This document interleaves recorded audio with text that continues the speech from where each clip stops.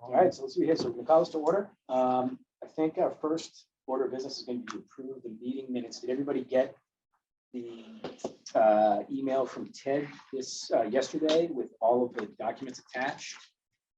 Had a chance to check out the meetings. Julie did a great job on. Sorry. Not an issue. So they are part of your packet too, so. Yeah, they're also in your package. We have not read them. So do people feel comfortable moving to approve these messages? Does anyone move these minutes, I mean? So moved. Do we get a second? All right, all those in favor? Aye. Aye. Jeff, got an idea, Jeff? Aye. Oh, well, aye, excellent. All right. Let's see, we're on to the field project update. And I think this is where Michelle Leary is going to join us. Sure. So, do you want to start talking about Milligan Field or the playground? Where would you like me to start? Probably Beechwood. I had the packet in order with all the Beechwood stuff you sent me. Okay, sure.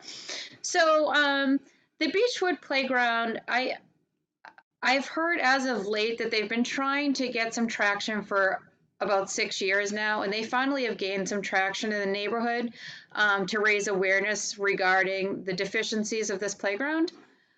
So we went and had this playground and all town playgrounds inspected, and there were deficiencies in the Beechwood playground. They highlighted some things that need to be fixed immediately. They highlighted them as some safety concerns. To fix those would be about $30,000. We went before Capital Budget Committee for money to repair, and they did award us the $30,000 to repair. Subsequently, we have gone through CPC to replace the playground because it is at its end of life. We purchased the playground from WareGuard Corporation when they exited the childcare business, and we moved the equipment here to Cohasset. So a playground typically lasts 30 to 35 years, and this is aging out at the 28-year mark. So to replace the broken items for $30,000 would just band-aid it until it's no longer usable. We also have to address the ADA concerns, and currently we use wood chips in all of our playgrounds. And what we're hearing from our playground inspector is that within the next 2 years, wood chips will no longer be a viable source for ADA accessibility. We will have to go to a rubberized surface. So the new playground total, we had a couple designers come down and design the playground with a rubberized surface. As you can imagine, the rubberized surface is the most costly piece of the playground. It's coming in probably about $85,000 just to rubberize the surface. And the rest of the playground is coming in at $150,000. So it's about $230,000 for the new playground, and that's without removing the other playground and grading for the new. So the entire cost for a new playground is $250,000. We went before CPC for funding. The direction of the select board was to ask CPC for 100% funding for this project. They have not denied the request, but they have asked us to look for additional sources, and they asked us to come before the Recreation Commission and ask if there was any funding available to replace this playground. I think in your packet you have some illustrations of the failures of the playground in the cost, and what we'd like to talk about is to see if there's any additional funding mechanism that Recreation can offer to replace this aging playground.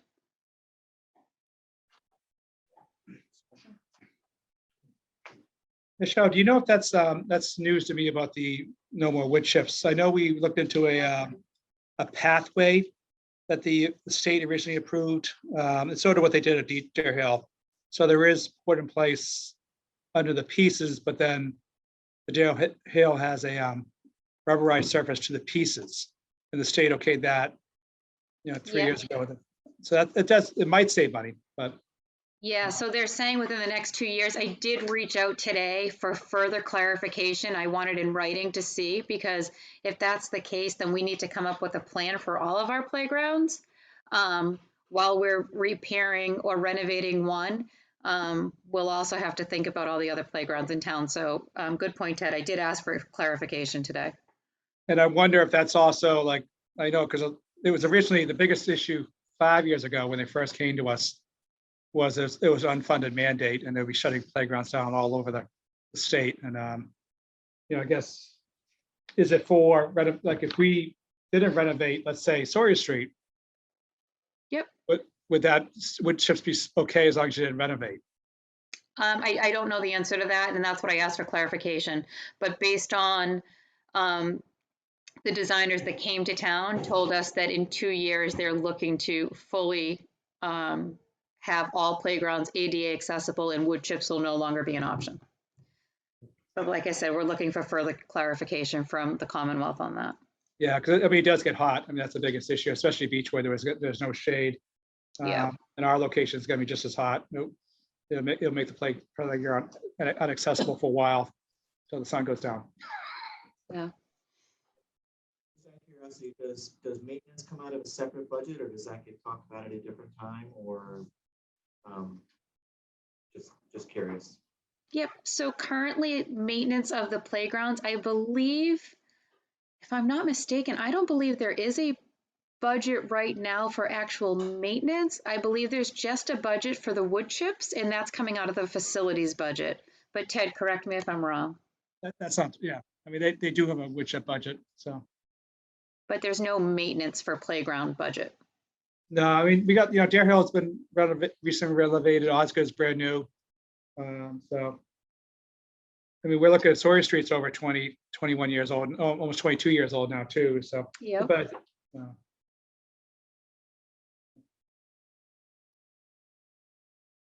And that playground was also inspected, Ted, and there is some maintenance needed there. Not any major safety concerns, but we did ask for funding at special town meeting out of the free cash fund to maintain that playground. we should check with Emmy O'Brien, because Emmy O'Brien actually replaced all the slats for the table because we're still under warranty. So maybe we're under 20 years, but we're very close. That's who came into town, and you're not. They gave me free slats for all the tables. Yeah, I think. Interesting. Or I think we rode that wave as far as we can. Okay.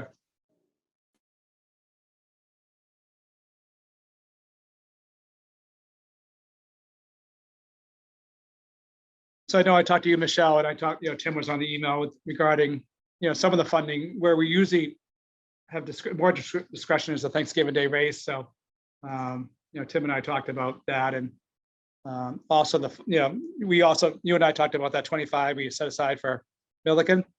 If you needed it, if you didn't need it, that was another option. But also, we put money from the race into the Milken field, but now our field fund could probably replace that and put, we could do some creative math, but we also have to see how, if we have a great race, which I hope we do, that's one place we could pick from. So anything else, Tim? That's actually the main spot. Michelle, if you look at our budget, that's the only place that there's kind of, if you want to call it discretionary funds. A lot of the other stuff, for example, like summer basketball at Sawyer Street, that money rolls back into summer basketball and maintenance of the basketball courts, prepaying for jerseys, basically getting each year off the ground. So like what we try to do is when a program generates X revenues, we try to plow those revenues back into that program. Makes sense. The race and the race has that same aspect to it, but it's much smaller. It's basically T-shirts and then paying in advance for the timing systems, for like Spitler Race to come in and set up their thing. So coming out of that, there's not much more that goes in. Now, granted, it's a split with the Clark Chatterton Fund, so it's not 100% money coming to us, but it's half. And then with that's kind of what we were looking at today was that would be the spot where we could maybe find some funds towards Beechwood. Okay, that would be great. But I think I don't know who asked the question, but about maintenance, and I think it's nothing that we can fix right now, but when the budget season comes up, I think we really need to talk about a maintenance line item for all of the facilities, right? Because if you're just depending on user fees to maintain all of the assets, I don't know that that's going to be enough. And the other thing I talked to Corey about too is that when 7, 8 years ago, when they did the Dare Hill playground over, we were a major, they used our system to collect donations, and it was very convenient. It was great for during the playground time, registration time. So when people were signed up for summer camp, they threw in, and I think we raised close to, well, we didn't raise, but people donated close to $10,000 Oh, wow. just during our registration. And then Osgood the same way. We opened up the year that we were redoing Osgood, we opened up that donation page in our website. And Corey, I talked to Corey about this Friday, and something we could do is this, and Tim's okay with it, opening up a page on our website through MyRec where people could donate there, and we wouldn't take the 3%. We never took the 3% before. It would just all go into the fund. And if the board's okay with it, we could make it online as soon as possible. And I know with Ronnie or her daughter, maybe that's a possibility. That'd be the source for people to donate a lot of money, hopefully. So. Yeah, and Michelle, I mean, I was on that call on Monday, and it seems like Russ and CPC was looking for numbers. Do you think they'd be amenable to like sources? You know what I mean? Like saying like, yes, rec is going to come in with something.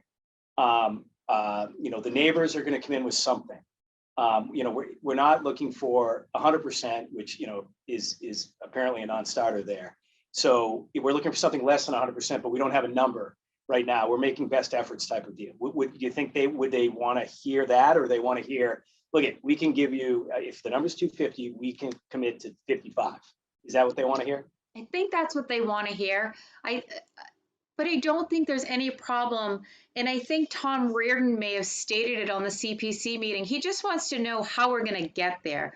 So if Recreation is saying, you know what, we think we can give you $25,000, but we really have to see how the Thanksgiving race shakes out. And we need to see how this fundraising effort shakes out. I think they'll want to know both. Right? We think we can give you this, but if the race does better than we thought, maybe we can give you 30. And I don't know if you're comfortable with that because you probably don't know yet. Yeah, promising what we don't. If we wind up with like the whatever it was 4 years ago when it was 14 degrees and the wind was blowing 30 miles an hour, I don't think we're gonna have a very good race. Yeah.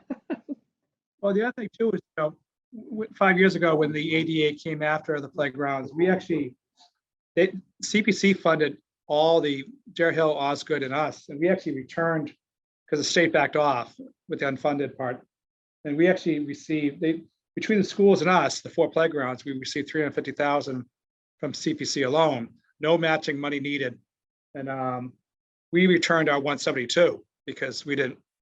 When when the state backed off, it was just too much. So we returned. So we do have $172,000 credit. You want to tell Russ? Oh. It's not really how it works, but.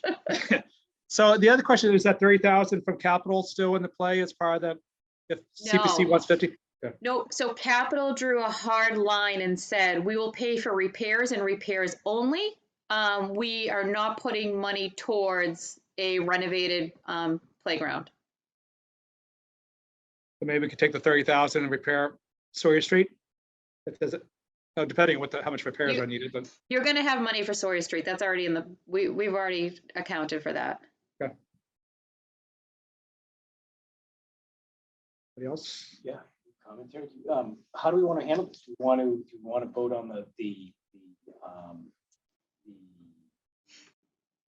whether or not people support the idea of replacing the playground at Beechwood, and with the caveat that we have to find, clearly CPC is not going to fund this at 100%.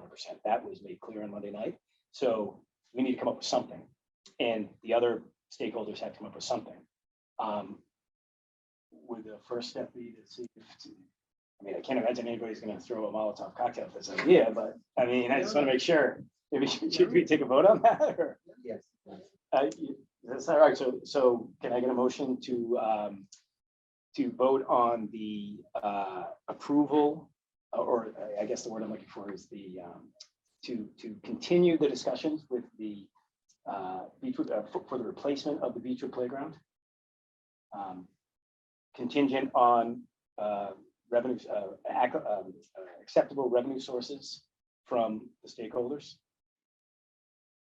Does that sound like a reasonable motion, or is it? Yeah, and there's maybe also add the piece where we can use our web system as a fundraising. Yeah, okay, yes, and would the board, in that same vein, to find revenue sources, would the board approve for this project, using our registration system as a way to gather donations from interested parties?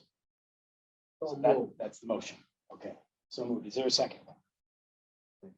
Okay, seconded. All those in favor? Aye. Aye. Aye. Okay. Unanimous. I did, so just so you guys know, I did include a little CPC history for what we've asked for. And I know Russ always throws us in with all recreation projects, but we haven't asked for much. You know, they give a lot to nonprofits, so. And we've always been 50-50, like when we did, except for when we fixed some fencing at Billiken and Sawyer Street. When we got the project money for the original shed back in 2016, it was a 50-50 split for 150,000. And even the basketball projects we've done 50-50 with. So I wanted to correct that incorrect statement. So the next is the.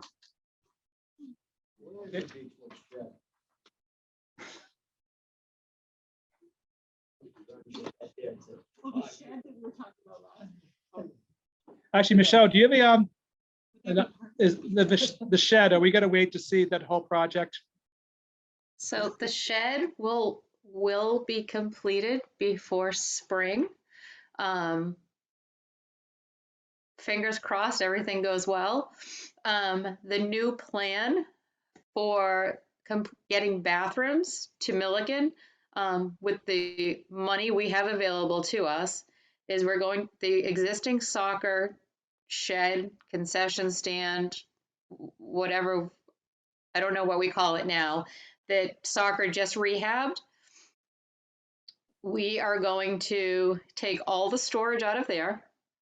We're going to put an ADA accessible bathroom in there and 2 other bathrooms if they fit, if not just 1 other bathroom. And we're going to use the side for concessions, and all the storage is going to go in with the baseball storage in the shed off by the baseball field. So no modular unit coming in, just Nope. adding bathrooms to, okay. Yep, we're just taking the existing structure, gutting it out, adding bathrooms, and moving the storage to where baseball stores their stuff. By the spring. By the spring. This spring? I won't need to order porta potties. Vince DeLong will be happy. No more porta potties. As a matter of fact, this is on the sewer commission's agenda, I think next week, to talk about connecting the sewer line. So it's going to get moving, and because the building is already weather tight, they can work in it through the winter.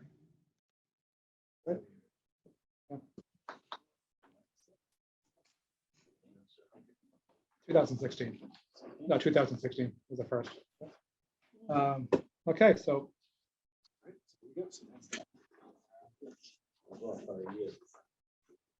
We are, the lacrosse shooting, so let's talk about that. that you, Dave? That's Dave. All right. So yeah, I'm happy to just give an overview. I think Michelle shared the slides that we had shared with her and asked us to put together. Are those in the materials? Yeah, you have the Okay. full presentation. Yep. Great. So this goes back to the field study itself that we participated in. We know that a sports wall was part of that study and included within the scope of it. And when we had the discussions with Activitas, it was referenced that a sports wall would be part of the broader field study itself, and a potential could potentially be put at any of the locations that were prioritized. And since then, I know there's been a lot of discussion about what the town will do with the results of the field study and what options to prioritize and move forward. And as part of that, knowing that some of the larger scale options have contingencies or other factors that need to be considered, wanted to see if we could explore the option of potentially moving forward with a sports wall on its own. So we've, in the materials we put together, we referenced that the sports wall, while primarily could be used for lacrosse, could also be used for other sports. When we look at how it's used there's other towns in the South Shore that have a sports wall. Some of them are located at schools, some of them are located at parks or fields. And the purpose of it really is more for individual practice rather than for team practice. It's not something that if you were to run a lacrosse team practice, you wouldn't be using the wall as part of that practice. So it's really more of a facility to make available for the kids and residents of the town to be able to access and to use. So for that reason, we, as we've kind of talked about it on our board as to what we thought would make sense, we don't necessarily think it needs to be put at a sports field itself. And just from a lacrosse perspective, our team, we don't have a home field, so our kids are using multiple fields in town. Our girls primarily use Deer Hill, and the boys use the front field at the high school for the most part. And we do use Milliken to some extent, but not as much as those other two locations.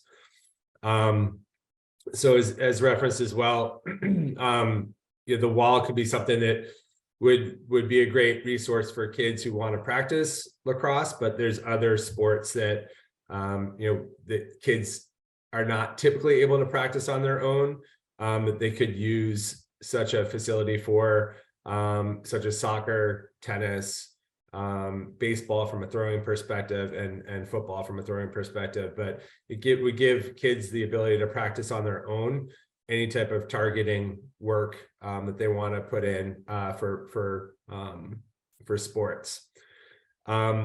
You will see in the materials,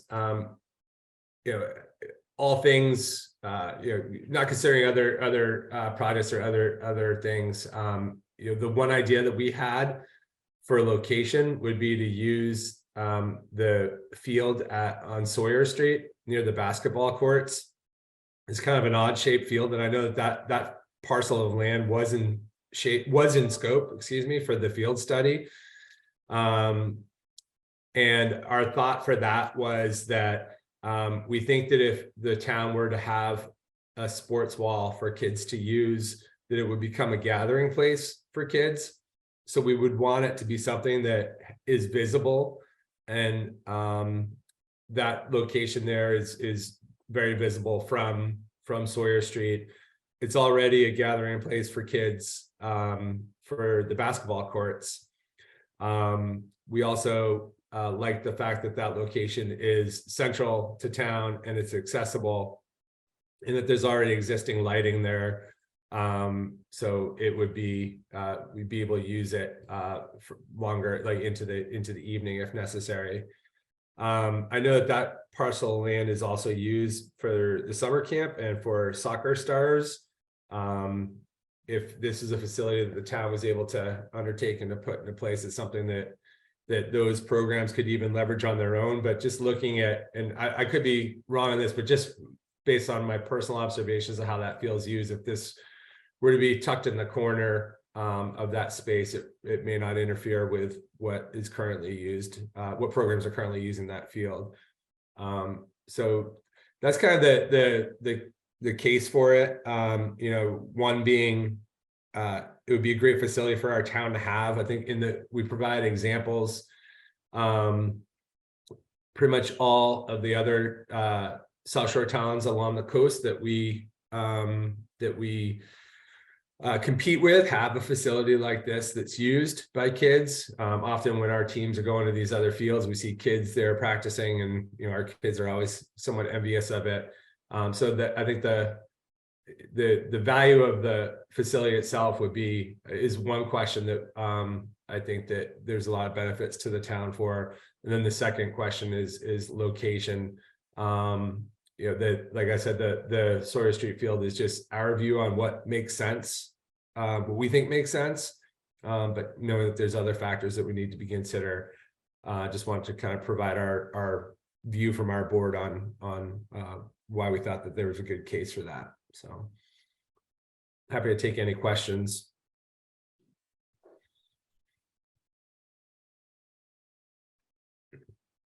Is that the location and also the angle that you are suggesting on the map? That was me. I'm not very good with graphics. I kind of drew that with Microsoft Paint. Honestly, you've got to look at grading and but knowing that there's lights there too. It could really just be anywhere in that space. The actual location right there in that spot isn't necessarily desirable over somewhere else in that. I didn't mean to expose your tech. I was just I'm an I was accountant, more not trying a to graphic think about- designer. So I was more just trying to think about angles for like. yeah, I was down there recently with my son playing basketball last week, and I know it does kind of drop off a little bit from the basketball court. So I know that there's obviously engineering considerations that would be necessary as well. It was more just for that general area. I mean, for my concern would be that there's a couple there is a major drain off. We saw it with the first year, like all the water goes and then one rolls into that one spot there. But the electrical for the lights are all underground. In that sort of the one flat area is where the electrical is run from the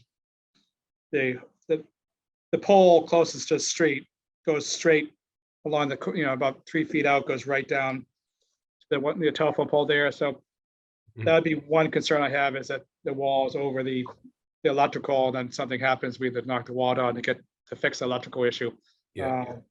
And then also I'm just worried about the angle.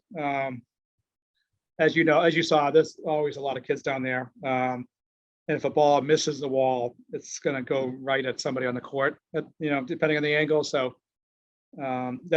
and obviously go the other way, it's going to go into the poison ivy and onto the train track. So that's my concern. It's just the angle, how we can do the angle. So because they do miss it. I know some of these fields like had a net behind it to keep the balls from going into the woods, but ideally, I think you can get an idea from the pictures, but most of these are two-sided to allow kids to use both sides of it.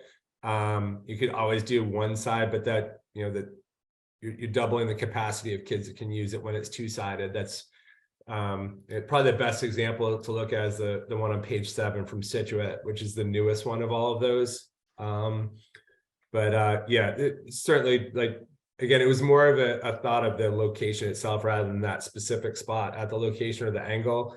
You could always move it further or closer to the street, and you might be less likely to have something ricochet off the wall into the basketball court. And again, I think that does grade up from that field up to the court a little bit.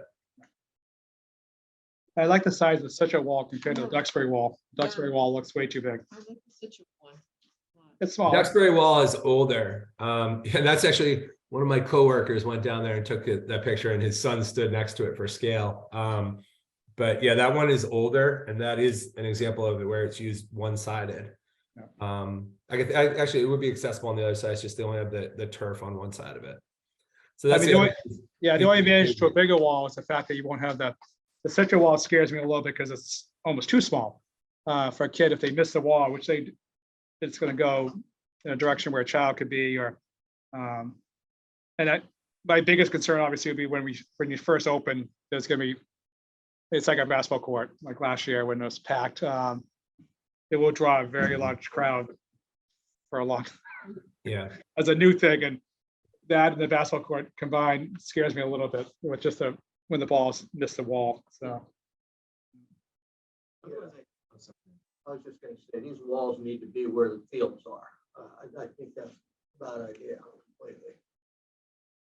They should be up there, every place you go, they're all over. I mean, they started up in New Jersey a long time ago, and I've seen hundreds of them. They're all at the fields. So kids are watching the game and they play and. the Yeah, parents Dave, can have those things. yeah, I mean, So I remember last month, we were discussing this up in conjunction with the Milliken project. Yeah. So is that, are you kind of abandoning that idea and going with this as your main focus? No, not necessarily. I mean, the Milliken project, if that progresses, I think that there's it's viable. It's just as we talked about it, like we were sending, one of our kids to go down and use it. If it was on the back of the Milliken property, you'd be less likely to send a kid down there on their own to use it than you would to use the location on Sawyer. So that's the thing that's a bit more desirable about this location. And again, like I said, like we don't, from a lacrosse perspective only, we don't necessarily think it needs to be at a field, because this is something that, when a lacrosse practice starts up, the kids pick up balls and play with each other. This is more something that kids would use on their own in order to practice on their own. Many kids have bounce backs that they put in their yard. This is something that, if a child or a family didn't have one, it gives them a facility to use that to practice on their own. And again, the other point with the fields, like we don't have there's no lacrosse field in town. Baseball has a facility, soccer primarily uses Milliken. We use multiple facilities because there isn't something that's sizable for us to have as like a home spot. But if Milliken was to progress, I think we'd be open to it. It's just we saw more benefits to this location, particularly if Milliken takes time to move forward. I know when when Will Golden passed away, there's a lot of money there that they want to do a shooting wall. And Stu Kern, the coach, who died last year, there's a group there that's got money that wants to do a shooting wall. So there's money, private money out there. I think, Tim, you, with the Golden family. The one thing that after Will passed away, we were trying to get we recommended Dare Hill because it was your primary field. Like when I do the field permit for you in the spring, Dare Hill's great. It's also great for recesses and our summer camp. And I think one of the things I like about the wall too is that, I don't know if you know, behind the Dare Hill, they throw tennis balls at each other's heads when you first walk out the door. And I've been hit many times when you walk out there and you don't realize that you're playing that game. And it's just be great to get that game away from the back door of the school, and where the kids have, use that wall also to play that, play the game and recess. So that was my recommendation back when, the Golden Foundation got started with looking at, funding a wall. So. Yeah, that initiative predates my time on the board. Yep. But my understanding is that money that was raised was returned to the donors when the project did not move forward. Okay. So I don't know if there is, we certainly don't have that funding in our reserves. But I believe it did go back to the donors. I know they want to do something with Stu Curran. I don't know if they ever did any fundraising for it, but I know after he passed away, there was talk about, actually, was that you, Jeff? The Stu Curran? Was it you that mentioned? Jeff, No, did you hear about that? Okay. That's not familiar to me. I know Hingham did a huge fundraising event for Stu Curran, where all the communities participated, but I don't know where I think that funding stayed in Hingham. Okay. And we're talking about what, 30 or 40 grand for this thing? Roughly $15,000. 15,000. Okay. Yep. Thank you. That'll get us the wall. It won't get us the turf around it. Yeah. And that's something we can add later, but it'll at least get the wall up so the kids have something. Yeah, I think that's an important component of it. Kids will do face-offs on the turf. So we should make sure that's part of the calculation as well. like I said, my concern is just, Ted, can we, I'm just gonna. okay, Sorry. so, I mean, it seems like we're, unless you have significant reservations about the spot, Ted, and then, we can work that out, right? We can walk around and look at the drainage issues and all that, but it seems like this is really dependent on where we're going to go with Milliken and in what timing, right? If it turns out for whatever reason that town meeting tells us that it's going to not move forward or it's going to take 5 years, then this becomes plan one, I think, right? Yeah, Michelle, where do you see Milliken? Yeah, so so there's still some work to do with Milliken. And mainly the work at Milliken that needs to be done is to figure out parking. You know more than I do. If you're up there on a Saturday, there's no place to park. It's kind of a nightmare for everybody. And if we're talking about improving Milliken and adding additional resources and recreational activities there, to not add parking just is almost irresponsible. So we have to bring the community in and the immediate abutters in to see, what do you think of our plan? We have several different schematics that have been drawn for parking. All of them are just conceptual. None of them are etched in stone. And we have to really have that meeting with the neighbors to see, what the appetite is for parking. So as far as the Milliken project, do I think it's not going to go before special town meeting, but do I think it's viable for annual?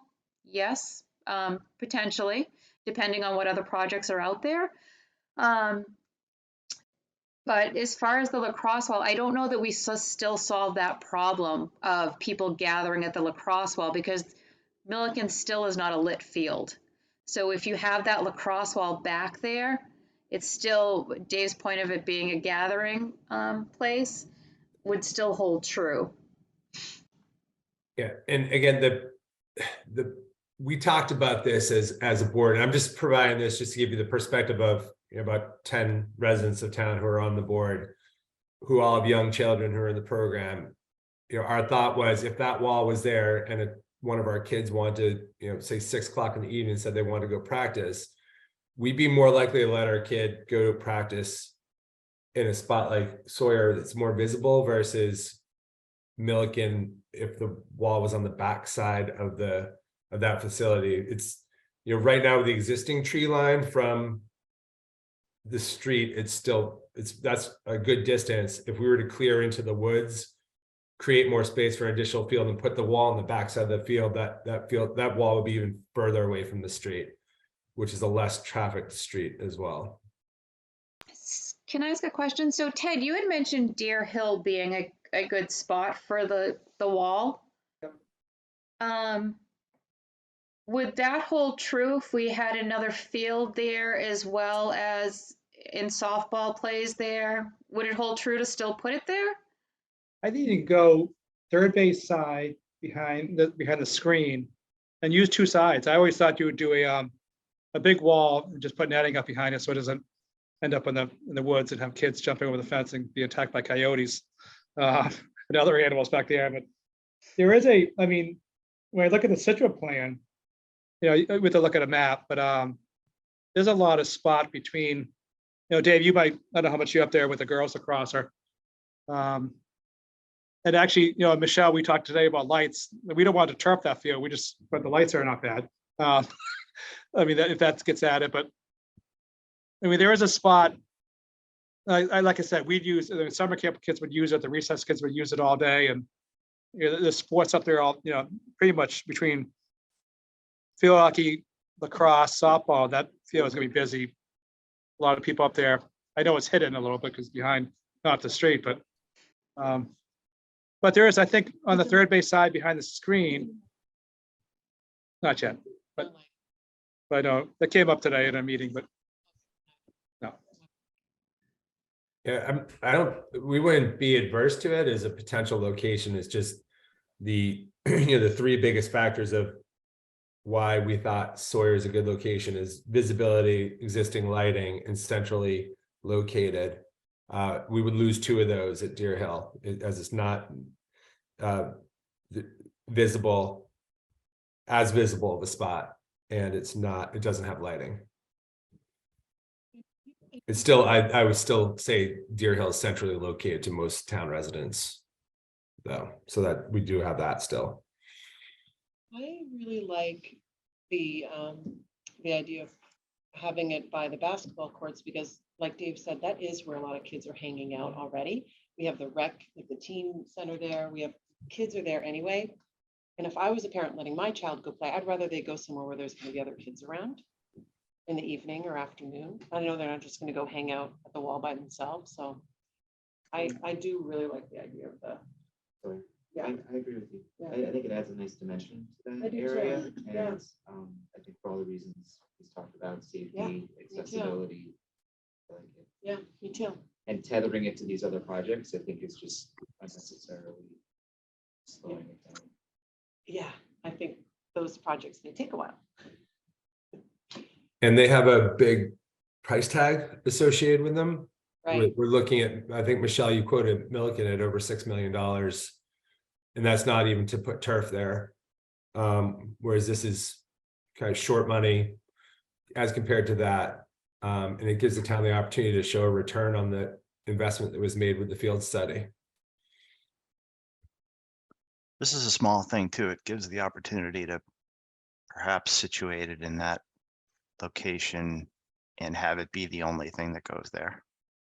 Right. I know it's a very popular spot to talk about pickleball courts and tennis courts, additional, you know, kind of larger scale activities that would take away a lot of that natural grass and limit some of the traffic we have in and out of there through some of the summer programs and that sort of thing. So, I mean, I think we need to consider whether one smaller facility can then, you know, sort of put the lid on that space for a while.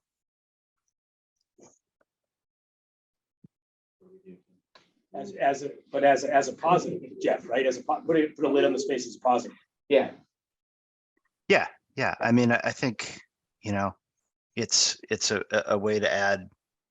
We're gonna continue to, I think, field requests for that space that that are really too large scale for that area, and it has a lot of downsides in terms of just sort of traffic through there. And I know that the more blacktop we put in that area, it really, you know, makes it uncomfortable for a lot of the things that are already there. So I think this is a fairly low visibility, low footprint, you know, not tremendously impactful. Again, if we could situate it correctly so the angles are right. And I think it becomes an addition. But then we get to save some of that grass for grass. I know, Tim and I talked because we actually bought snow fence, green snow fence to go from the street to the basketball court, because there's so much poison ivy that is uncontrollable. So maybe, that might be one thing we need to have officially cleaned out and tuck it Yeah, close to the fence. as part of the design process Yep. for this, yeah, I think that should all be part of it, absolutely. We got 2 light poles that we're work around. There's 2 light poles with a low wire coming off the street. I wouldn't, like I said, if it's there, I wouldn't put it too close to the basketball court, because we don't want to have anything. We don't want the wall to be on top of the electrical on the ground, because that could be an issue if they could damage it while they're doing it, or if we ever have something go wrong and we have to get under the concrete wall, that'd be an issue. No, obviously Yeah. impossible to do. Yeah, I would vote that we don't put it in a place where we have to tear it down.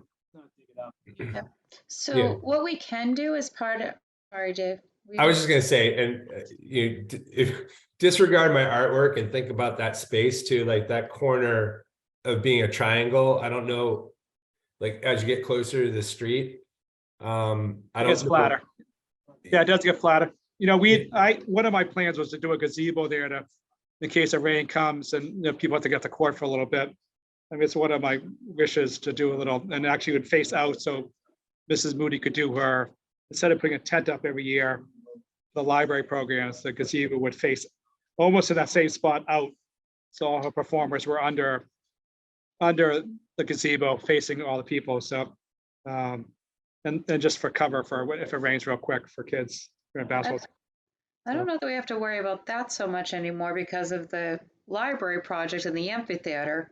That seems like a big project. But as far as the lacrosse wall, I think what we can do for next step, if it's okay with the Recreation Commission, is work with Activitas to site this location and tell us where it would be best positioned on this plot of land. And they take into effect all the topographic maps, the electricity, the street, the distance. They'll take all that into account and actually plot it in a space that they think is safest. If that's what you'd like to see, I mean, Activitas would be happy to do that for us. And definitely the Situate version, not the Duxbury one. Yes. Yeah, I agree. And Michelle, do you know if there's any right away, the black fence that's there now? There's a train owned property on our side of the black fence? I know there's a buffer zone. I'm not sure. I don't think there's ownership. I just think there's a buffer.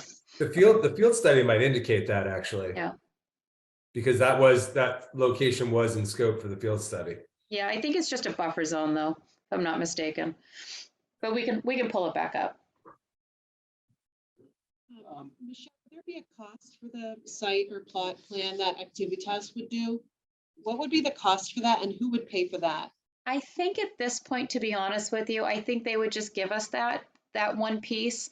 They've done a lot of work with us and they anticipate a lot more. So I think just asking them to do this one thing, I don't anticipate it costing a tremendous amount of money. And if there is a cost associated with it, it'll be part of the field study cost. So we'll absorb that. Thank you.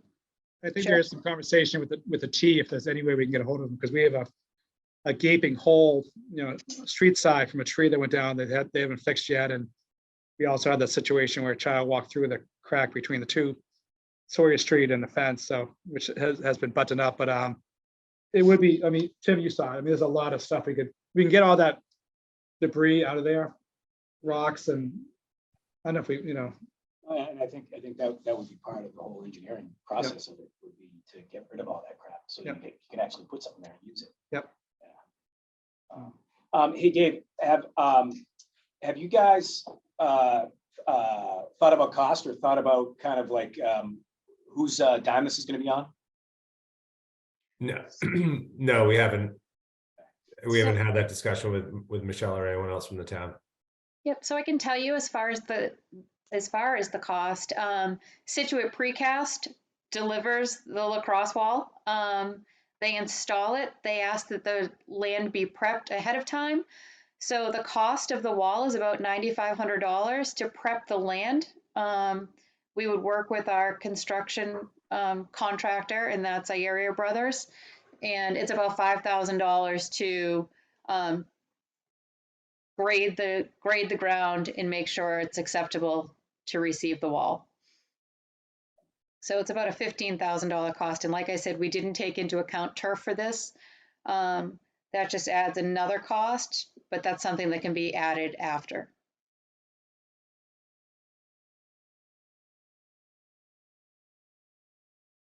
Michelle, it sounds like you're suggesting we should do that after. Is there any reason why we wouldn't make it part of this initial project? Not necessarily. I just think it adds a tremendous amount of cost to it. I mean, it's probably what, it's probably 30 feet.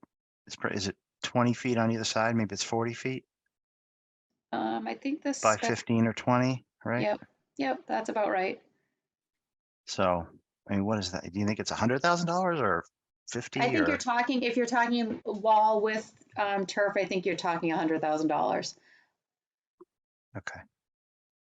I mean, obviously, Dave, what's your opinion on that? I have seen the usage of the walls with the turf. I've seen, kids doing face-offs on the turf, which they're not going to do if they're rolling around in the dirt. Have you thought about that at all? No, I think that, I mean, the turf would be great just because there'd be wear and tear in the same spot on the grass if kids were using that wall. With the turf, you wouldn't have that. So it'd be, you know, obviously if after it rains, it would be, you could still use it if there's turf versus waiting for the spot to dry out. Yeah, I would really, I think we should explore. If we're gonna do it, let's figure out. Michelle, is that input that Sure. Activitas could give us on that? I'm sorry. Would Activitas be able to give us input on including turf? Yep, and I think Jeff is right on. It's about $100,000 to have the wall with the turf. And maybe that's not something we can get for the spring. And maybe we bring this whole project to annual town meeting. And as soon as it's approved, you could have it sometime over the summer, depending on turf scheduling.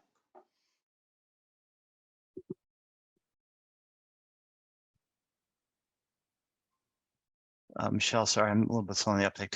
We say that again. So is that a factor of cost or just needing the vote to approve the project?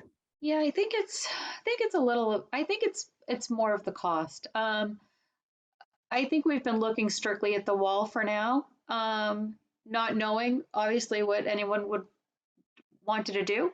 But if the desire is to go for the full ask of the wall with the turf, for the $100,000, I don't know if that is a special town meeting ask. Okay. That's just And if we my were to honest rally opinion. private funds for the turf component or something, is that Yeah, that absolutely. allowable? Yeah. Yeah, of course. Tom and Cully Reardon lacrosse wall. Yeah, perfect. Is she the one that just stepped down from coaching? Did I just read that? I think that's right. Yeah. Bummer.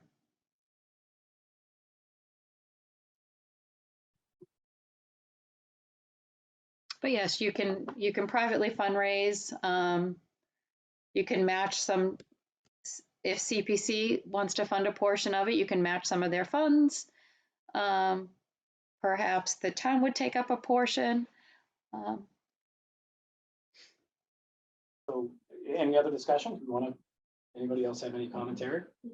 All right, so how about this motion then? The motion is to approve, a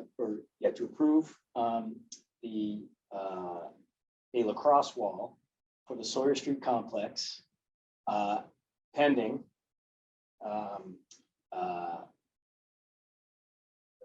design, location assessment by a engineering firm, and the ability to fund said project, whether it be the town, the rec commission, private donations, or some combination of all of those.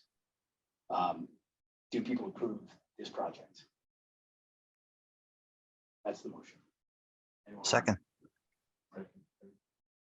All in favor? Aye. Aye.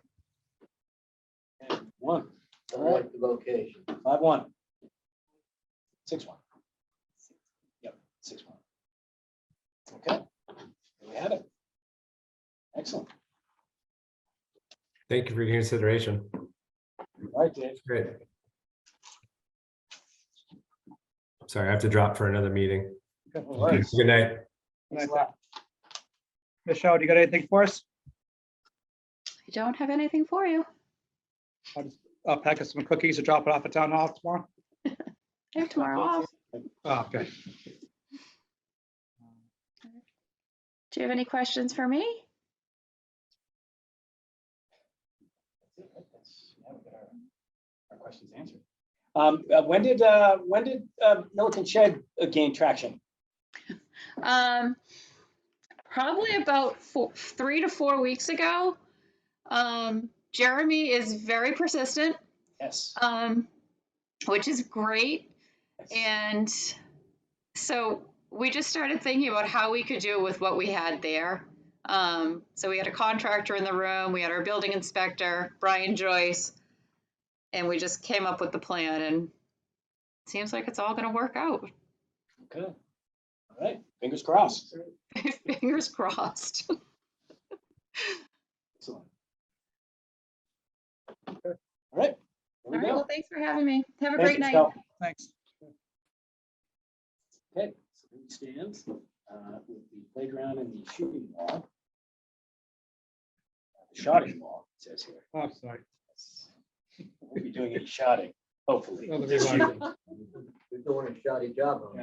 Yeah, Jack is unhappy with the shotting. Nice dog shot. I'm surprised I didn't catch that. Jack, Well, you I got feel it. like you didn't get the location maybe you like, but you got the shed. I feel like this is a net win for you Fair today. enough. Yeah, right. I think you're, We'll see if that's get done. Yeah, right. Now, how many drawings we've had? 51. Fall recap, I don't have much to report. That's great. Oh, Yeah. full. I don't have much for the fall recap. I mean, everything's going well. So I could probably skip right over Thanksgiving Day race, and I gave you guys the, we actually had one of our highest sponsor rates we've ever had. Actually, I can double check that here. Yeah, I mean, the most we've ever collected is $58.50 back in 2015. So 6,999. So I'll get my dollar in. For my mother's part, on the shirt. Not to get the shirt. Yeah, unfortunately, you can run though. But still time to go. Oh, yeah. always time to do it. Don't It's worry, right 24/7, after- 365. Race is over. Going in after it's over. Company, but But so, I mean, everything, all the listings are here. National Grid surprised us today with $250 more than they told us they were coming with. A lot of new sponsors, which is great. We've never had, we've actually have, you can't see it with the shirt as much because I know it's tough to read, but we actually have 4 dentists. So the battle over dentists right now, well, you can sort of see the shirt, but you can see it on a sheet too, but so sure with Odonix, Classic Dental. He's new. No, there he is, but there's one more. There's one more in there. Oh, Dr. Graziaso. She's always been a great sponsor of ours.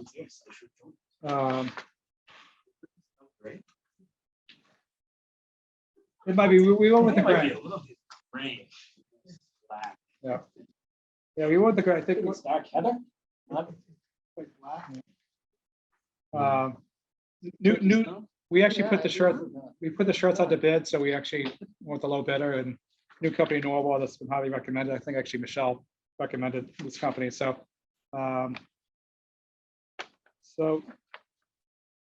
Yeah, we did well. We did do we gave a little spot, as I mentioned in the last meeting I was here. We did a little logo for Holly Madden. We started a little fun on the website. Not too many people have paid into it, but it's obviously going to take a year. So we're trying to work on the logistics too with the school about how to present it, because you really can't give students and ruin their college eligibility money, but and how to, they didn't really want us to be part of class night in June. They think we should keep it outside the school. Why not? What, where? That's what Brian Scott said. He'd rather just keep it. We should just do whatever we want with it. Just give it as, we were talking about the top Cohasset runner, high school runner. But we need to collect more money to do it. I mean, we'll see what we have. I mean, we'll make a little push at the end, but so it took us a couple of years to get Jack's Fund going. So, hopefully soon. Maybe we'll see what we have this year at the registration. I think we're at 300 runners as of right now. And we did have a little bit of a, the police department is now asking us to have all police details at all the major crossings. We've always had some of our staff, our big college kids and Vinnie Fontaine, and at the main intersections. And it's, we understand. Ron Ford and I met with the chief this morning and, it's a safety issue. I mean, after what happened at the parade last year, it's just, they don't want a kid stop in traffic or have someone bars through. So it's gonna cost us a little more it's unfortunately double time and holiday pay, so it's, It's my volunteer to done. well, what happens is we've always paid for one and the police union paid for the other one. But now we're gonna be paying for four. And it's about $600 a piece. About it, so it doesn't go through any. They're gonna have cruises there. I mean, it'd be interesting because, We use the uniforms. well, we know, next year if we just charge $5 more, yeah, it'll cover it. It would have been good to know that, they needed something this year. But, I guess it's to revert more staff our way. 7:30 to like 8:30. Yeah, it's over in 15 minutes. The first round has come through in like 18, 20 minutes. Listen, Ted, I need a little more than 15 minutes, okay? You're getting older. Did you say it's over 15 minutes? You don't run, do you? The first kids, I remember the first year, Oh, the first kid. Yeah, there's one like 15, yeah. How long does it take everybody else? An hour? no, 30 minutes, like 35. 45 minutes an hour? We'll be fine. We're ahead of the game with the t-shirts. It all depends on the weather. I always like, that's why if you look at this little sheet here, I actually keep track of the weather because it's on the very top to see the differences of what happens with, if it's a beautiful day when the kids stumble out of bed hungover, they'll run. But if it's any rain or cold, they don't run. So we've had as many as 200 day of racers show up back in the probably that year that we had that big number. But no, we're good. I mean,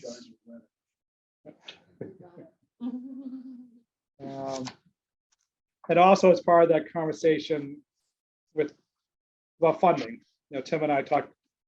Jeff, I'll try to get you some of this, but this is our revolving fund, which you should all know about. We don't have just one big fund. We have many different line items, which some of the people don't like. The townspeople, but it's good for us because 53D is our main number. That's every program we do outside these other ones, babysitting, you name it, all goes into that account. Anything at Sawyer Street goes into that account. Like dance at Sawyer Street goes into this, and dance at downtown goes into the youth resources is what is now the rec center, because that's the way it was set up originally. It was youth resources are the people that saved the garage to become a teen center. So it's actually a good number to look at too, because our year is kind of funny. You can't look at the July 1st balance because it's got $200,000 or $300,000, well, maybe $400,000, and then all of a sudden it's gone in 6 weeks for payroll. Our payroll is usually about $300,000 now, and paying all the any shows and stuff like that. So I like the number of 1231 because it's before all summer registration kicks in. So it's a better reflection of how our balance is. We obviously took a hit with COVID. I think a lot of people think they look at our budget and see sometimes you do the balance, it's 300,000 or 400,000, 500,000, but that's not a true number.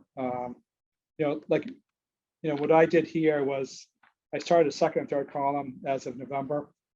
There's still a little discrepancy with the 53D account. There's really not, there's stuff in there, but I think the new finance director took Ryan's salary out first. That's why it's showing a negative. He is showing a negative, which isn't right. But so we do reimburse the town for Ryan's salary plus benefits. So when I look at that number and where you see the green numbers in the far column, those are accounts that are fundraising accounts. Like you'll see Easter egg hunt, that's a long time ago, but band concerts are all fundraising. That money was donated, all that money that goes into the band concerts, scholarship, the fitness program that we did, even the road race, Jack's scholarship, is money that was people gave to us for those things.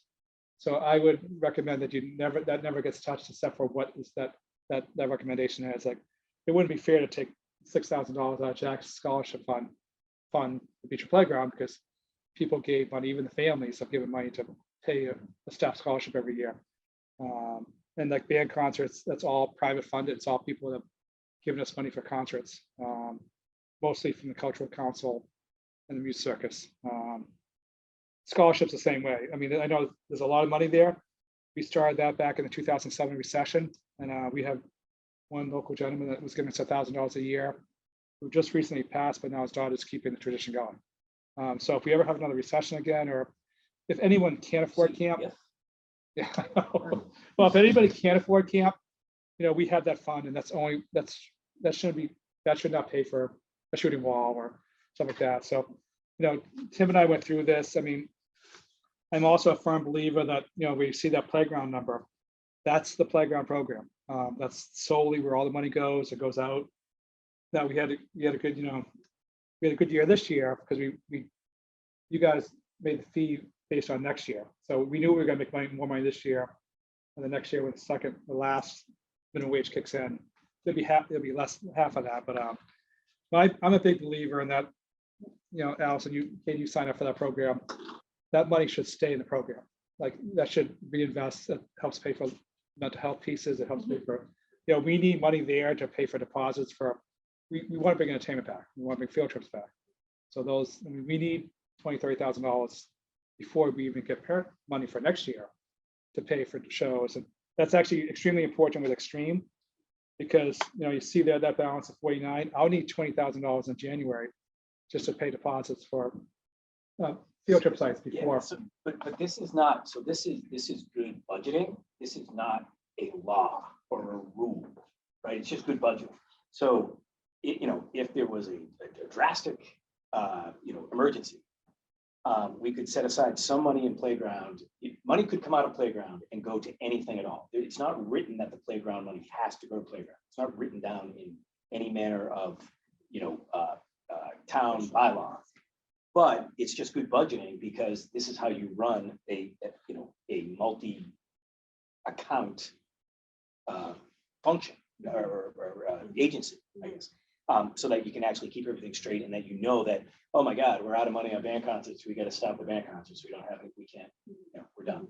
So that it's that idea. So what you're hearing, like you'll hear a lot from the town about oh, you got plenty of money because they look at the individual numbers and yeah, those numbers seem, and of course, we're on a fiscal year that ends on June 30. So if they look at the rec numbers on June 29th, they're like, wow, this is unbelievable. And then meanwhile on July 8th, it's all gone. Right. So anyways, it's a bit of there's a lot of kind of push and pull between the town and, kind of saying, and I can speak directly to the CPC because I was on the call on Monday.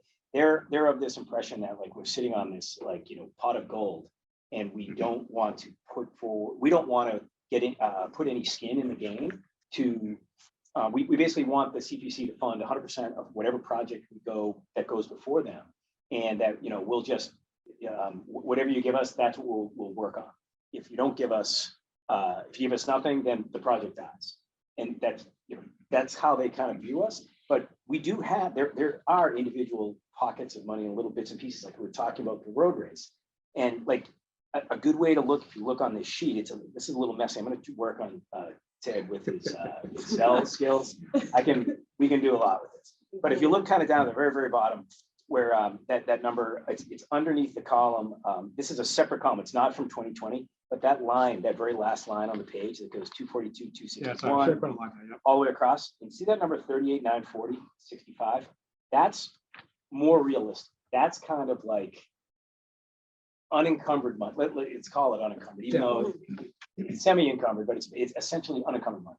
So that 38, 940 is kind of that's what's really there. It's a tenth of what they think. Right. So a good way to explain it too, when you say unencumbered, is that line item that adds up to 242 is actual program money. Yeah, so that column that starts with 11/1/2022 and goes all the way down to the bottom at 242, 260, 261, the second to last column on the far right, that's all the program monies. So all those program monies are what comes in for each of those programs. Add them up, and that's where you get your 242, 260, 261. But then a lot of people forget that, nobody knows, or they forget. We pay Ryan's salary. So the first thing that, when you see that 242, the first thing you're gonna say is, okay, And that's gonna keep on going up. He's Take 87 out of that off the top. right at the top because it's, I mean, he's got, sadly, they didn't hire a guy that was single because there's $24,000 of benefits because he's got a wife and 2 kids. So his salary's not that high. It just, it loses his benefits, which we have to legally, we have to pay for it. And then, so that balance is down to 155.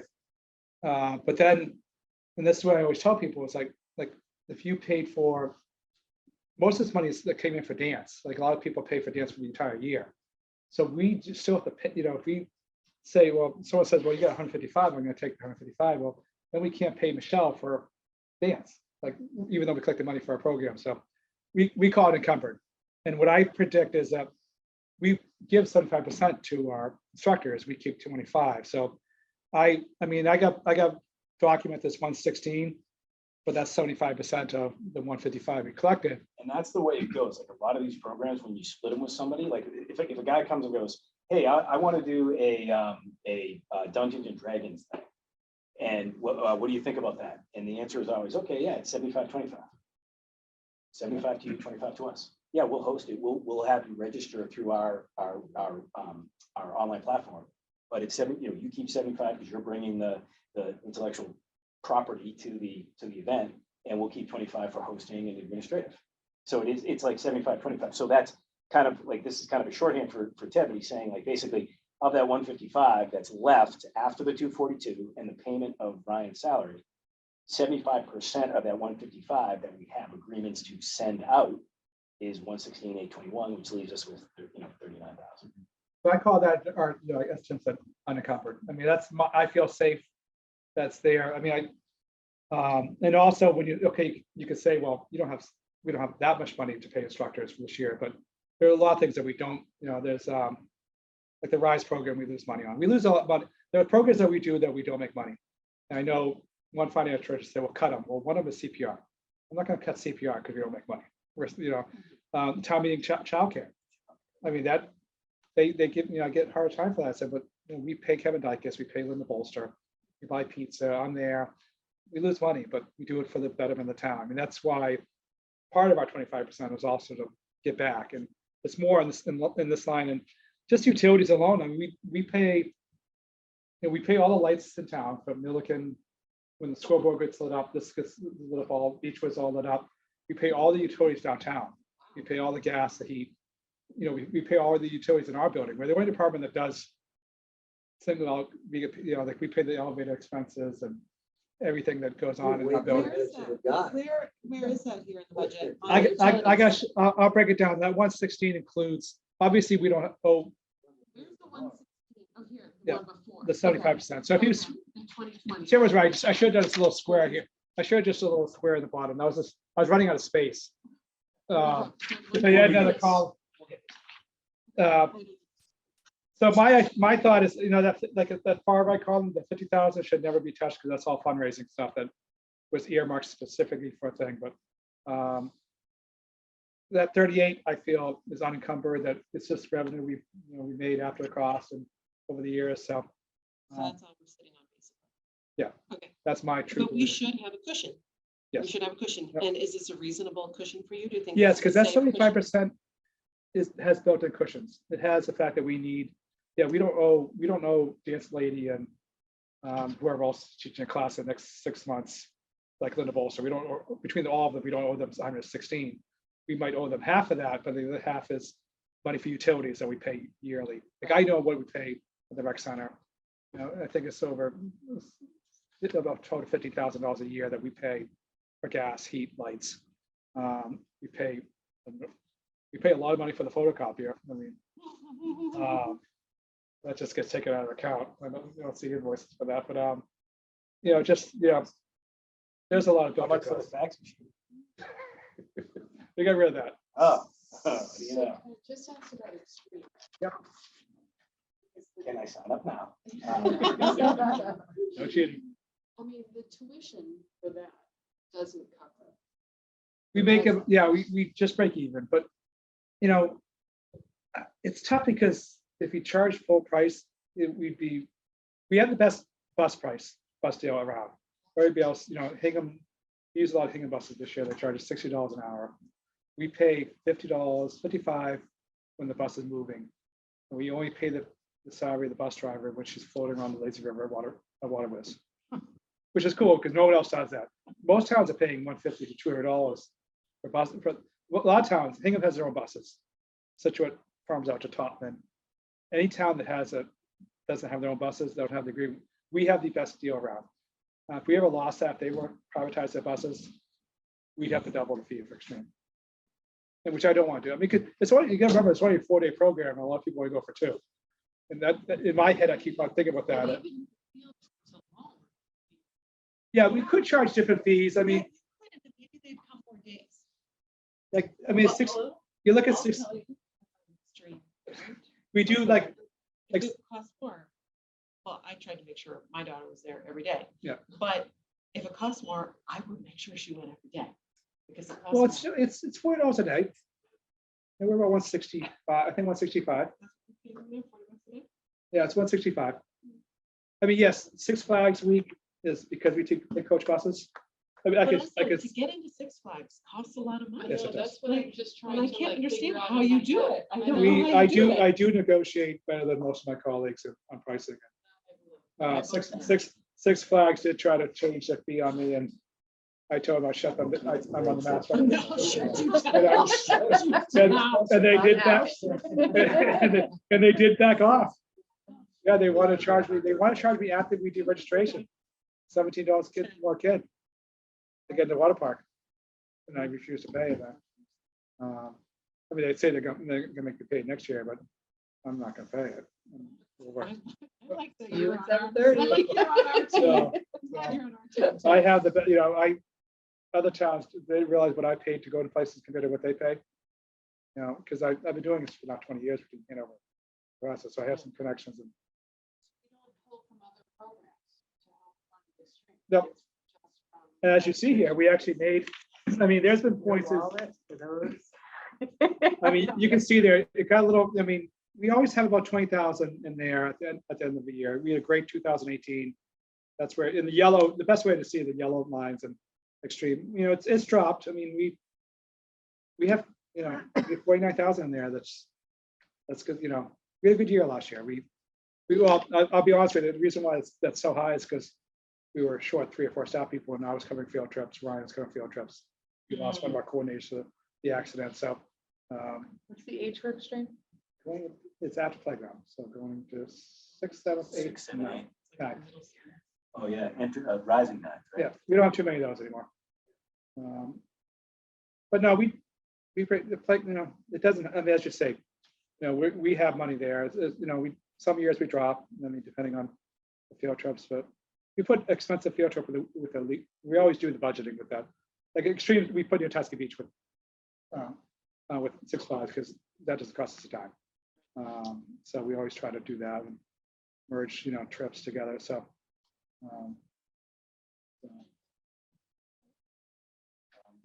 Rise review, I think it's next. Well, you know what? I've talked to a few of you. I mean, you know, I did send a bill to the school department for the last 2 years for $35,000. We do a lot of work. They get all the money. I even do the payroll to pay the people. I am going to meet with, you know, a couple of selectmen, school committee people, talk about a better relationship with them. It just feels one way a lot. Should be shutting off the recording of this, but I don't know how many people are watching, but it's just, we're gonna do a whole memorandum of understanding that covers everything.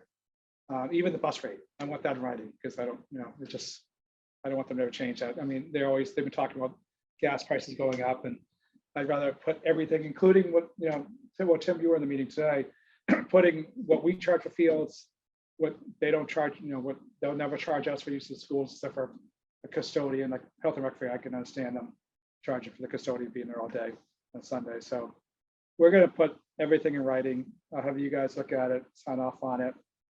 You know, I'm going to sit down, Ted Carr, Lydia St. Ange, and just say, you know, I need your support in this. And I don't know if you have that current connection to, and just say, we have to work together. I don't figure. So, I mean, I was going to ask you today to step away from Rise starting December 31st, but we're gonna go through the year, school We year. can work it out first. Yeah. Have the discussion and see if you can make it happen through June. Yeah. So the school department wants to run a more, they think we should change it to a more champions-like program that was a for-profit between our program and when we joined forces, where you get to pay a month, you have to pay, you pay a lot in advance, but no credits, no refunds, no communication during the day. If you say you're not gonna send your daughter, that's not the way we do business. That's not the recreation way. And Didn't you try Champions? I thought well, that we had happened a few years champions. ago. Champions used our place, rented our upstairs, which we loved. I mean, having the bus kids come and go on, but it's Pat Sullivan that came to us and say, let's do this together. Let's, you know, Okay.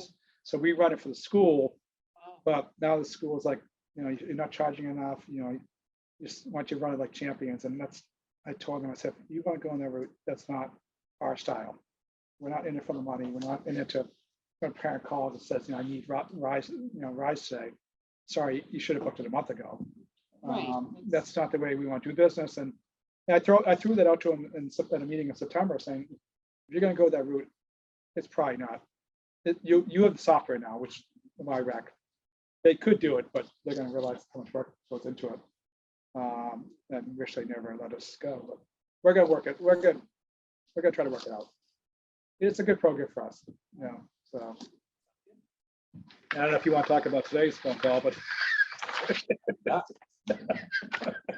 that was a.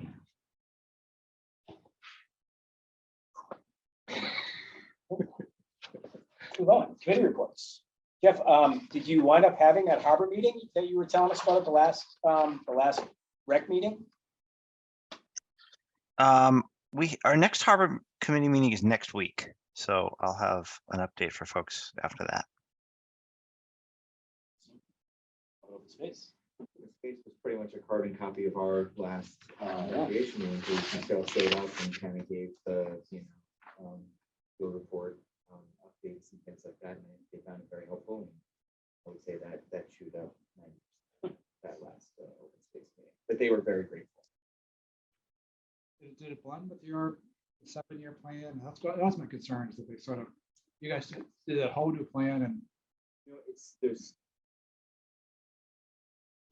That did not come up in the conversation. The 7-year plan did not. Because you've got new leadership on open space now. I think they're looking forward more than. So there'll be a new update to the 7-year plan then, you know, once all the stuff gets done. How about safe harbor?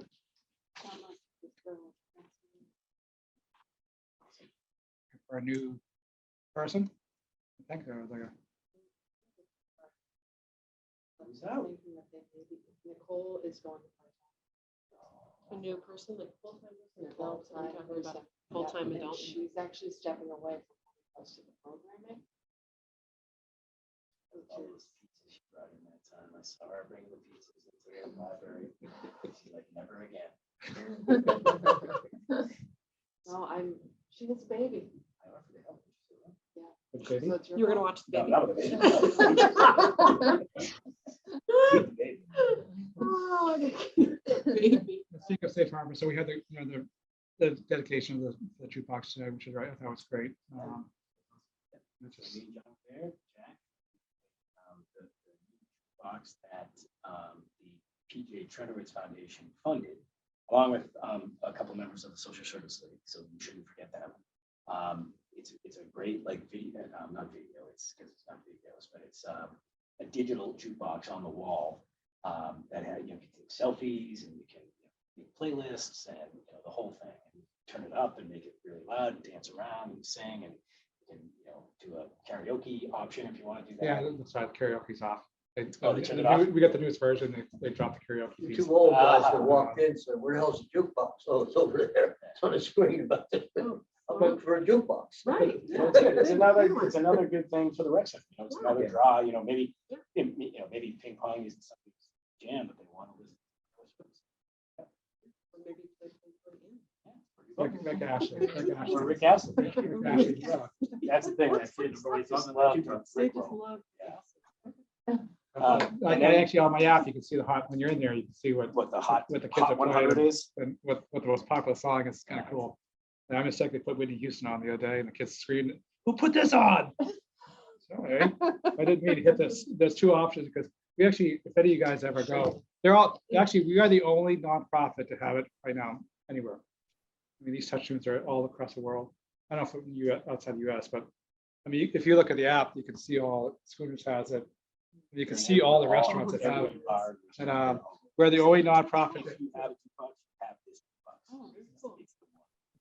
So they actually gave us coupons, Touchstone sent us coupons, so I'm gonna give, I forgot to bring them over, but if ever, you know, you can go into a restaurant, if you're ever out to a restaurant, you can use this coupon to And get the 5 free Legion, bucks. the Legion has one. So if any find stuff at the Legion, you can definitely start playing some tunes.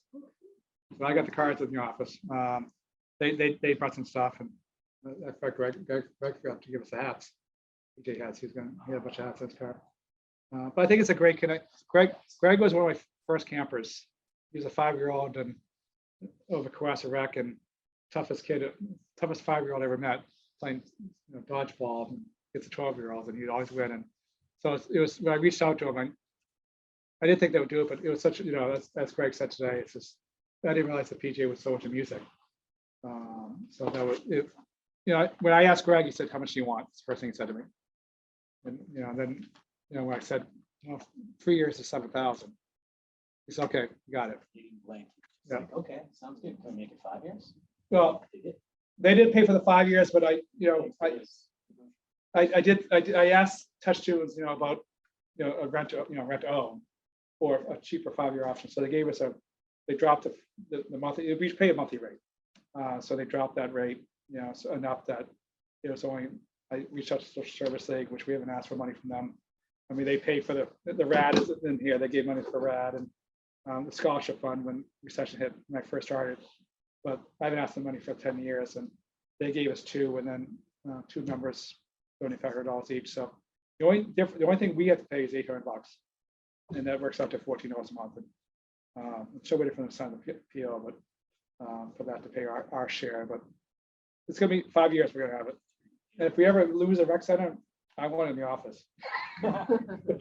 Next to the boat. It's just a great unit and we just gotta get more kids there. And we have 2 National Honor Society boys right now, Sammy Grek and Ian Tosca, who are working every Tuesday and Thursday, and they're gonna work on a video, this National Honor Society project where they're gonna do 30 hours each and they make a presentation to each classroom in the middle school about how great the place is. And they'll do videos and then Jack had, Yeah, the girls. We gotta get the girls. Rec The center? girls are less represented. Yeah. Than the boys. our numbers are so low. I mean, we gotta get the busing down there. We have to get the kids. I forgot to mention, I reached out to the Barrel, negotiating, and they're gonna be, I don't know if you ever saw the Ambassadors, the new place downtown. They're gonna, Apparently. Yeah. So- It's so- an article, so- early November. but Soft opening, early November. they're gonna be, Coming and going. 6 more days. So, Yeah, no, nothing even November. Yeah. 6 days. no, One- early November. One window's open. You have When it still is early early? until Oh. 6. That's Okay, both. and then- One and then window's mid. open. Right, Yes, okay, ma'am. so 6 days. So you have 6 days. but I emailed them because we took all the vending machines out this summer because they were just monstrosities and they took up so much space. And our goal was always waiting for them to open up, or if stayed up open off the street. What's the place? Anchor and Sale, because the kids always went there for lunch or snacks. And I reached out to the Barrel, said, "Can you do an incentive program with our kids?" So we're gonna when we recreate the IDs, that's gonna be for all the kids when they come in. There'll be an incentive on the back saying, whatever they decide. They're trying to figure it out right now, either 10% off their order, so the kids can run over there, get food and come Oh, back. good idea. I know Nicole has on her ambassador, she's got like 6 of them. Like, free bagel, if I like the bagel, but, the Barrel logo would look nice on the back. And just hopefully get more kids into place too, so. Yeah, we just gotta get more kids there. Then the last thing was, if you remember, at the end of the last meeting, there was talk about fireworks. The 250th and all that came up. So the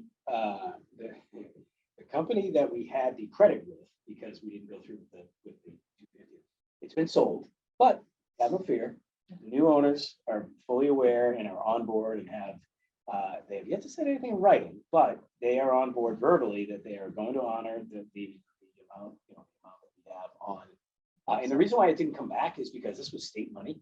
So it came from the state as like a cultural, for cultural activity. And the town finance director was like, well, rather than send this back to the state and have it just go into a black hole, we'll just, keep it over here and you guys hold on to it. When we need it, we'll come calling. And so we kind of checked back in with that and they said, sure, we don't own it anymore, but yes, it's good to go. The only, and Chris Senior had kind of pushed, I think it was Craig McClellan, I think he was saying, right? He is Mr. 4th of July. Yes. He was Yes, saying. that's. So he was, the reluctance that the 250, well, there is no 250th group anymore. It's been dissolved. So the question would be, okay, if this is going to become a thing, like a July 4th thing, who's going to run it? The fireworks are set for year one. What happens in year two? Et cetera, et cetera, et cetera. So that was like there was no reluctance to get the fireworks going. It's just a question of, to what end? Like, are we going to celebrate something, or is it going to be an annual thing? It's going to be annual. Is there a way to keep it going? Is there a plan? Is there a group that's going to kind of, run point on this? That was the big concern. So We could run it Wednesday night before Thanksgiving. there's a lot of days, a lot of events, a lot of fun. Before our days. race. Kick all off these to the people, race. yeah.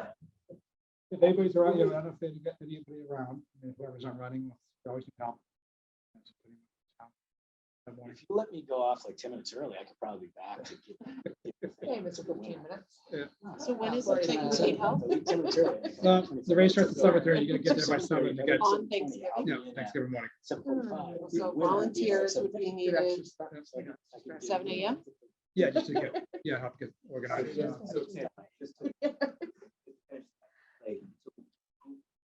Yeah, who's Who's the doing it mayor again? of, No one is doing it. fireworks? What I mean Is, I guess the town, so the town, right? So because the town is the one that kind of, Right. they created the 250th commission or committee and, would have final say on when to do it. So I think if anybody wanted to, if anyone had anything to say and wanted to march down to City Hall, to Town Hall, they could do it. They could just say, my vote is for the 4th of July. My vote is for Labor Day weekend. My vote is for what have you. And if you remember, kids are going back to school before Labor Day in 2023. So that might be a nice way. Yeah, you guys went to school as a thank you for going back before Labor Day for the first time ever. Here's some fireworks. Enjoy. do a Labor Day weekend. Yeah. Yeah, no one's looking for plans on the 4th of July. Everyone's got plenty of things to do on the 4th of Yeah, July. we don't Tell need to them. compete with our. And don't need to compete with Hingham and Exactly. Tanglewood and Yeah. Boston and everything else. There's enough going on. Yeah, You can so look out your do door. it and see another outdoor time. fireworks. So I And don't. it doesn't have to be an annual thing. Like let's just, and if we do it and everyone loves it and says, let's do it again, then we'll talk about it they then. look at But Yeah. that's not like, Yeah. So it sounds to me like Yeah, you are yeah. raising your hand to be the guy that's going to do this. Are you gonna be Sounds Mr. good. Fireworks? You are the fireworks. Johnny Firework Boom, is boom. in charge of the fireworks. and so do I have to talk to Greg or do I have to talk to? I think you check in with McClellan and you say, because that was Chris's advice, right? Check in with McClellan. So call Chris or just email Chris and be like, hey, remember we talked about fireworks? Can you get me his contact info? Let me get into it and be like, hey, what are you thinking? Then when he comes back, if he's got like 19 plans, be like, awesome, you're the man. Here you go.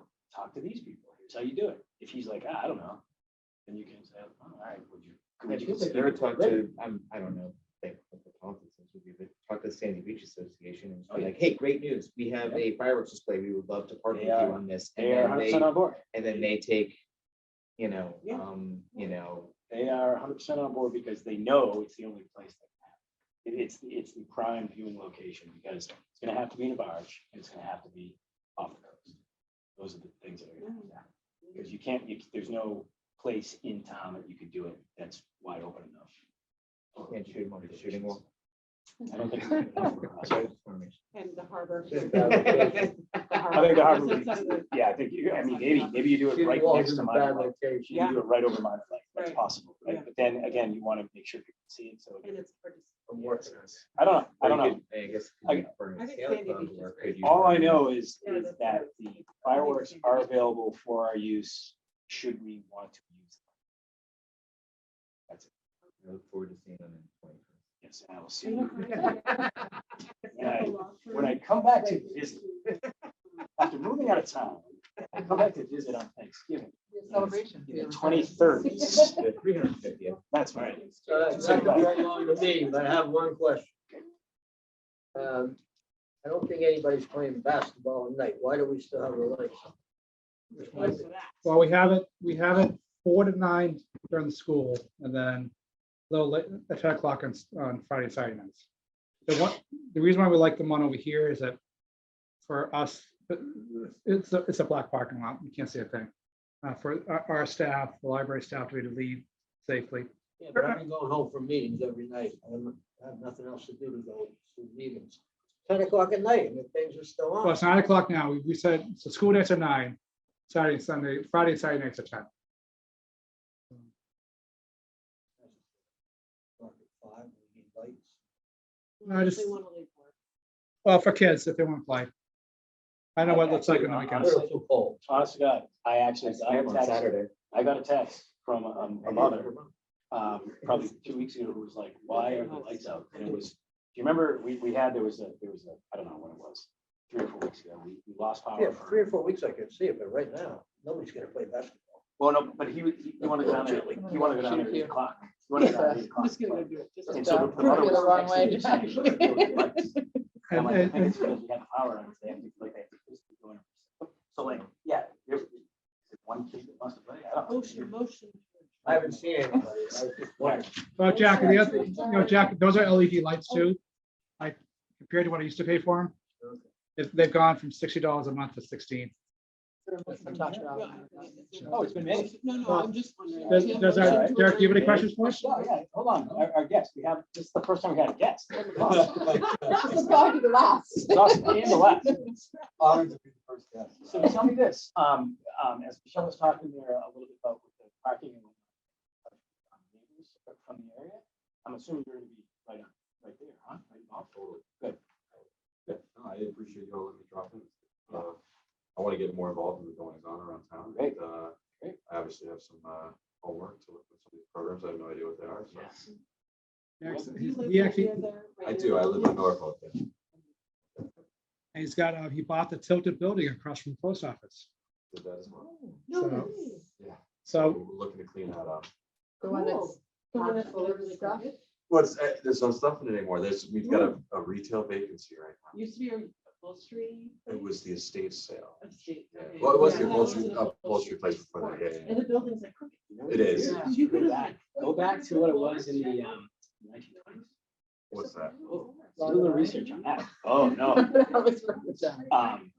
So when they used to put on, The seamstress or? when they used to put on these unbelievable shows at the music circus, that was where they did all the scenery. That's where they had the That's sets. awesome. That's where they did this.